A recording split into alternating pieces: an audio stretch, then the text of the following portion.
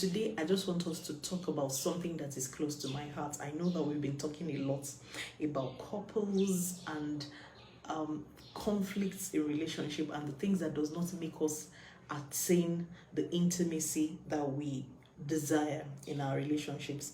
But this morning, I really want us to just, talk about something that is practical that I see all the time in our relationships. And having being a couple therapist and being an emotional therapist, and I work with people, I get to work with people a lot. This is something that I just wanted to just put out there so that we can be conscious of it.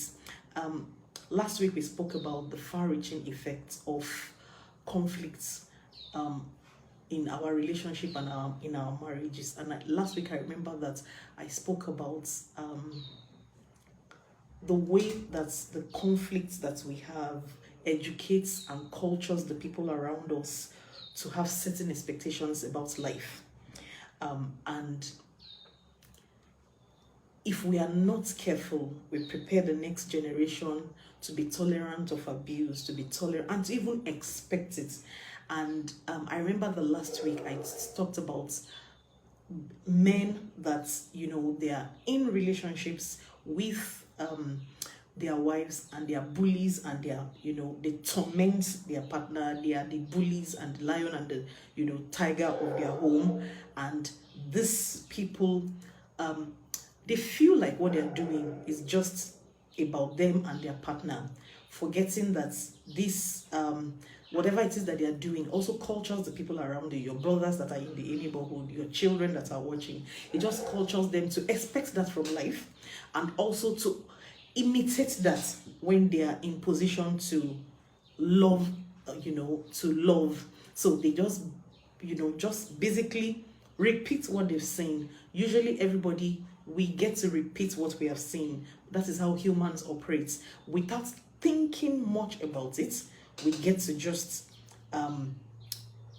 repeat what we have seen. And so I think that we need to be aware that we are culturing the people around us. And for me, one of the things that I think was a high point last week was talking about especially ladies that get to tolerate abuse, ladies that get to submit to abuse. We get to submit to abuse. We expect, somehow we begin to make excuses for the people. And I said that nobody submits to abuse if it is not familiar. And that, what I mean by that is that a lot of ladies get to be in that space where they have watched their mothers or whoever the authority over their lives was, and they have gotten to watch them, and somehow they have learned and imbibed the art of submitting to abuse. Like I said, nobody can submit to abuse if it is not familiar. It's either you watched your mom do it or you watched your aunt do it. And we need to be aware of what we are doing to the next generation by thinking that we are enduring pain or whatever it is for the reasons why we do that. We get to stay in that space where we continue to educate the people around us that it is okay for you to submit to abuse. It is okay for you to make excuses for your abusers. And yes, most of the time we get to talk about the abuser, but sometimes we have to talk about the abuse too. What is going on in your head that makes it okay for you to tolerate abuse? I can see a few people join us. Ifetola, thank you very much this morning. Ella Chisom, thanks for joining us. And all my Instagram people, all my Facebook family as well, thanks for being here this morning. And in case you didn't come early enough, I said one of the reasons why I did my hair to the front this morning is because I need to harass people so that you can know that my hair has grown. That's one of the reasons why I have this here, so that you can be jealous of me. So, but this morning, I want us to talk about something that it is one of the things that in the counseling room, a lot of people still find themselves in this space and they continue to feel like I am not getting a breakthrough in my relationship and they don't know why. we have stayed in a society where everybody is cultured to have little endurance. And I'm not talking about tolerating abuse, I'm talking of endurance. One of the primary reasons why we get married is because we get to learn each other, we get to learn our partners, we get to learn a lot of attributes that you cannot learn otherwise. And these are the natural progression of things. For anybody that is a mother, you get to understand that there's a selflessness that just comes on you that has never been there before. You now all of a sudden have someone in your life that is more important than even you.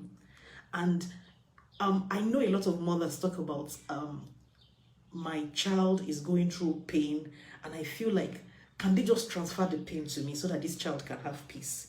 That is how much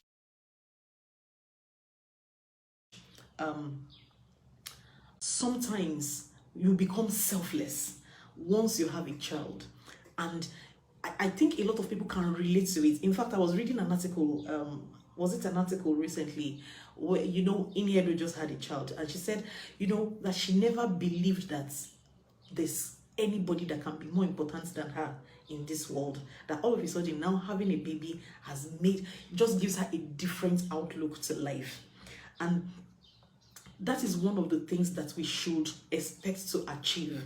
When you may not expect to achieve it, but those are some of the resultant effects of being a mother. When you become a mother, all of a sudden you become selfless. All of a sudden you become sacrificial. Ask how many moms feel like when you get into the shopping malls, you feel like there's something that I just saw that I really want to buy, and you feel like, oh no, I can't afford it now because my kids will need this, my kids will need that. It just comes with the terrain. You begin to learn to be less selfish. You become more sacrificial. You have human feeling. You begin to feel the pain of another person. There's a level of empathy that you begin to express as well the moment you become a mother. And that is one of the things, those are some of the rewards of being a mother, because maybe without that you wouldn't have learned that lesson. You wouldn't have learned the lesson of that, that selflessness. You wouldn't have learned it. And there are so many lessons that come with the terrain of marriage, and I think that we should be attentive to these things. There's a level of endurance that it takes to be able to glean all these lessons that we are supposed to be learning from marriage. It feels, because right now we are in that space where a lot of people feel like, if you look for my trouble, I'm not going to take any rubbish. And the tolerance level is reducing. The tolerance level is waning every day. And we need to be aware that this is not, there are things that should come with the terrain. You should be willing to learn. There are things that will challenge your character. There are things that will challenge your perspective about life that is natural and normal in marriage. This should not be interpreted as abuse. No, it shouldn't be interpreted as abuse. Abuse is when somebody, tries to undermine who you are to make themselves more important. But nobody is asking of that when our personalities clash in marriage, when we have to be sacrificial, when we have to be tolerant. And some of these things are the virtues that we need to build from being in a relationship. But most of us, we throw away the baby and the bathwater. We don't learn the lessons that we should learn. We don't glean from what we should glean from, and just begin to see everything as persecution. And with that kind of mindset, we may not be able to go far when it comes to relationship, because definitely you are in that space to learn something. Definitely you are in that space to become better. And you cannot jettison the lessons that marriage brings. And one of the things that marriage will do quickly is that marriage exposes your weaknesses. Unfortunately, marriage is that place that you want to be seen as your best. You want your partner to continue to adore you. You want your spouse to continue to make you feel important. You want to be the most important person in that person's life, and all of a sudden the person begins to notice your faults. They begin to notice your errors, and sometimes it can be very uncomfortable, especially for men, when your wife begins to find out that after all you are not that superstar that I thought you were. Sometimes it feels like this person is getting to know too much about me, and a lot of men worry about whether they will be respected or not. And at that point, we begin to shut down. We begin to shut down, and we begin to hide. We become less vulnerable. We don't want people to see the. We don't want our partner to see us finish. We don't want them to see us completely. We don't want them to know all our faults. And that's at that time, a lot of people begin to hide. A lot of people begin to feel uncomfortable with that person. And usually, especially for people that are emotionally unavailable, that is when they begin to shut down, and they want to just, they don't want to be in your presence anymore, because it feels like a lot of me is being exposed. You are seeing everything. When you look at me, it looks like you can see my soul. And so, because of this, like I said, a lot of us begin to hide. We don't want them to see us completely. But the beauty of it is that whatever is being confronted because it can be better. Actually, we can become better with our partner. We can work on whatever it is that we are not doing right, and we become better versions of ourselves in the process. I think a lot of us hide from our partners. We hide, we become less vulnerable. We feel like we want to continue to be heroes and stars in our relationship. For women, we want the men in our lives to continue to walk on the very ground. Worship the very ground that we walk on. And because of that, it becomes a bit uncomfortable. And it is clear, because this person loves you. Most of them, in fact, some of these things have been promoted by the media, the kind of songs out there, you are my angel, and angels are people that don't make mistakes. They command a kind of, awesomeness. There's an awesomeness around that person. I love your perfect imperfections. And by the time we sing all the songs, that yes, I love, but when the imperfections begin to hurt the other person, definitely they begin to complain. And when they begin to complain, they expect that there should be a change in whatever it is, in your actions. And they expect you to retrace your steps. They expect you to learn from your mistakes, or the way you are hurting them. But one thing that I've realized is that it is difficult for a lot of us to see the wrong that we do. It is difficult. It is really difficult for a lot of people to embrace themselves truly and wholly, to know that some of the things that are happening in my relationship is as a result of the things, my own poor choices as well. A lot of people believe that if my partner changes, then the relationship becomes better automatically, that this doesn't have anything to do with me, even though you don't vocalize it, but that is the thought process. A lot of us believe that our partners are the problems in our relationship, and when they change, things will just normalize. But the truth is that it will always take two to tango. In every relationship, there's something that you're contributing, there's something that your partner is contributing that is making you have conflict. And we need to be aware. We really need to be aware of this and be able to know that, yes, there might be a time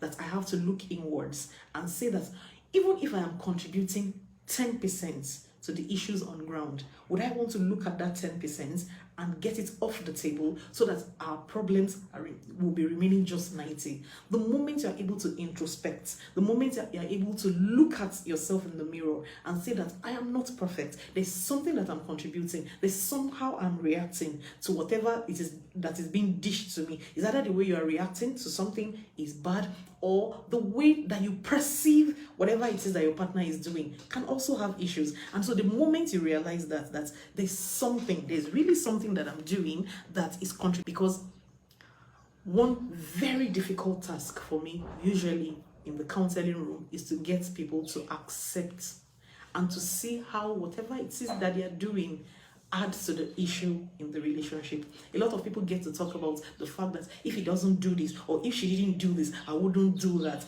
Or if, there's a lot of ifs, and there's a lot of, blame shifting when it comes to resolving the issues that are in our relationships. And I think that for me this morning, it's a call to responsibility. It's a call to responsibility. What is that thing that I am contributing to the pot, no matter how little it is? Would I want to work on that thing? Do I want to look at that thing again? Do I want to look at my responses? Do I want to look at my views, my perceptions? Or sometimes somebody acts in a particular way, and all we see is the fact that the person is deliberately trying to hurt us, when the person is just expressing himself or herself. And we need to be careful about some of these things that we just do without knowing that these are some of the major problems that we have. The way we see things, the way we see life, the way we perceive our partners. A lot of people are in that space where their partners just believe that they are troublemakers. And no matter what they do, they continue to interpret them from that view. And that person feels like there's really nothing I can do right. So why try? And we need to know, when we begin to box people into a particular corner, that yes, it might just be your perception about that person or that thing. That person might go to another place and they don't see whatever it is that you are saying. And we need to please, like I said this morning, it is just a call. It is a call to maturity. It's a call to responsibility. It's a call to be able to see the things that we are doing and that we are not doing right. We all need to live long. One of the things that determine whether we live long or not is the quality of the relationships that we have, especially our romantic relationships. And we need to nurture it in such a way that it can give us peace. It can give us rest of mind. I don't want to tell you how many people that I know that have developed health issues, health crisis as a result of because their relationships are unstable, and these things get to affect us deeper than we think. And today I just want to ask and beg and that you examine the things that you do in your own relationships as well. Examine it and see whether there are changes that you can make, whether there are changes that you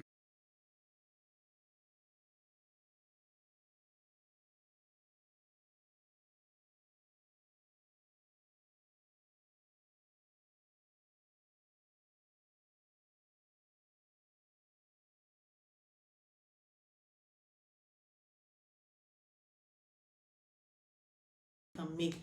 Accept that little fault. Accept the fact that, okay, when this person does something, it triggers something in me. And okay, how do I build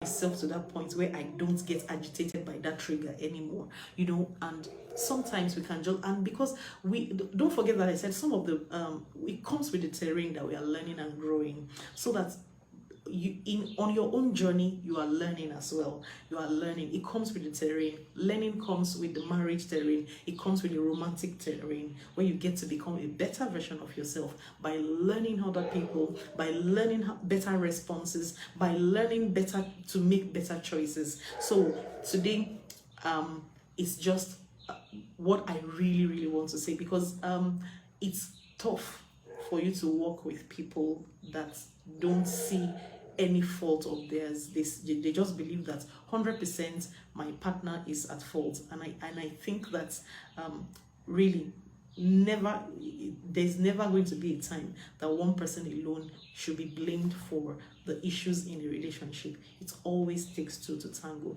and no matter what percentage you are contributing, embrace it and think of it, how do I learn and grow? Because the problem is there to make you a better version of yourself. The problem is there so that you can learn how to make better choices, how to make better, make better decisions, how to improve on yourself. And so if we have this outlook to life, like I said, some of this comes with it is easier to see it in motherhood, in fatherhood, in parenting. It's easier to see that. But when it comes to relationship, we don't see it. We see it as the person